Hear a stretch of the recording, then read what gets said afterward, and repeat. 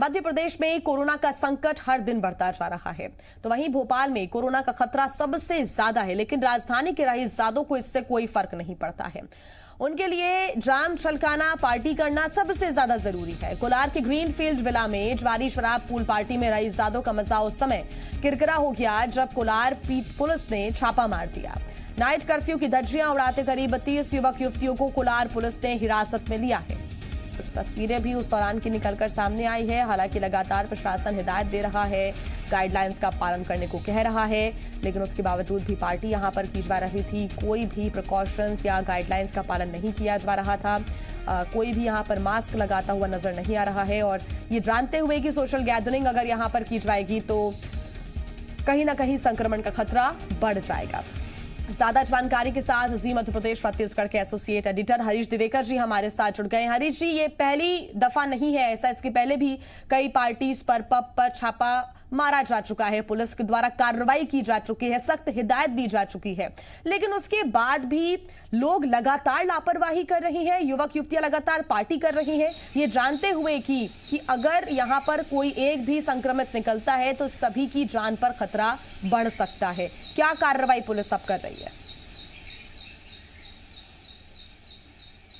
जी देखिए, बिल्कुल आपने सही कहा, ये पहला मामला नहीं है। उसके पहले भी दो पार्टियां, बड़ी पार्टियां, जिसमें एक तो कांग्रेस नेता का बेटा था, उसका चूना भट्टी पकड़ा गया, ट्रायोलॉजी बार, और उसके बाद दूसरा मामला जो था बैरागढ़ में पकड़ा गया, वो भी बड़े हाई प्रोफाइल रईस यादव के बच्चे उसमें पकड़े गए थे, और ये तीसरा मामला कोलार के गेहूँ खेड़ा में आया।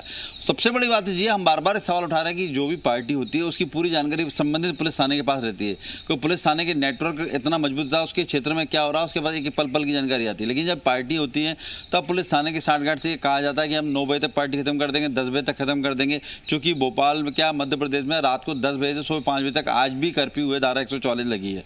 तो ऐसे में उनको साठगांठ बिना अनुमति के ये कहा जाता है कि आप पार्टी खत्म कर दें। लेकिन जब युवा जो होते हैं शराब के नशे में होते हैं, और चूंकि रईसजादे लोग होते हैं, रईसजादे हैं, बड़े परिवारों से हैं, तो ये उल्लंघन करते हैं, ले दे के मामला समझाते हैं, रात को 12-12 पार्टी चल रही है। ऐसे में जो प्रतिस्पर्धी जो बार हैं, रेस्टोरेंट, इनको अनुमति नहीं मिली, वो आला अफसरों से शिकायत कर तब जाके वहाँ कार्रवाई होती है। और इस बार भी ये मामला इसी तरह का सामने आया, अन्यथा ये मामला पार्टी, इस तरह की कई पार्टी सामने नहीं आती जब बड़ी सेटिंग हो जाती है। इसी में इस मामले में जो हमारी जानकारी हुई, लगातार बात हुई, उसमें ये बताया कि अंदर खाने से कि किसी प्रतिस्पर्धी कंपटीटर ने ही ऊपर तक पुलिस मुख्यालय बड़े अफसरों को शिकायत की, तब जाके सीएसपी और जो टीआई लेवल है उनको हड़काया गया, तब जाके ये धरपकड़ हुई। 16 लोगों को पकड़ा गया। श्रेयस श्रीवास्तव नाम का जो युवक है, वो इसने किराए पे लेकर ये ग्रीन विले को संचालित करा, और ये बड़ी पार्टी आयोजन की, और 16 लोगों को गिरफ्तार करने की खबर आ रही है। हालांकि वो लोग इतने बड़े हैं, युवक युवती परिवारों से, उन्होंने पुलिस से बदतमीजी भी की, और यहाँ तक पूछा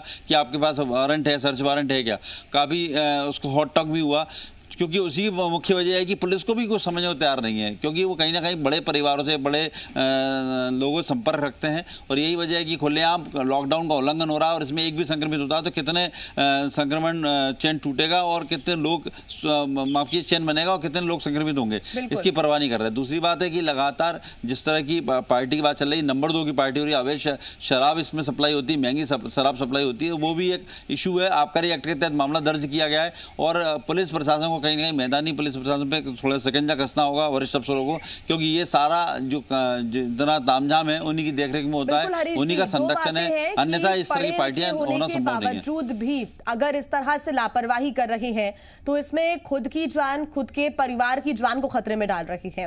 हालांकि प्रशासन लगातार सख्त हिदायत दे रहा है, लेकिन सवाल कहीं ना कहीं प्रशासन पर भी उठ रहे हैं कि जब इन पार्टीज के बारे में जानकारी होती है तो आखिर कार्रवाई क्यों नहीं की जाती। ऐसे में क्या किसी जनप्रतिनिधि की तरफ से कभी भी इंटरफेरेंस नहीं हुआ, कभी भी सख्त हिदायत नहीं दी गई? क्या बड़े अधिकारियों की तरफ से कभी कोई प्रतिक्रिया नहीं आई इसको लेकर? नहीं, बड़े अधिकारी चौकस हैं, और लगातार मैदानी पुलिस अफसर को, मैदानी जो प्रशासन, जिला प्रशासन, उन पर कार्रवाई करने को बोलते हैं, और उनका वो अपना दायित्व निभाते हैं। लेकिन जो चूंकि जिस तरह की साठगांठ नीचे अक्सर देखने को मिलती है मैदानी अफसरों की, मैदानी जो कर्मी होते हैं, वो उन्हीं की साठगांठ से इस तरह की पार्टी चलती है।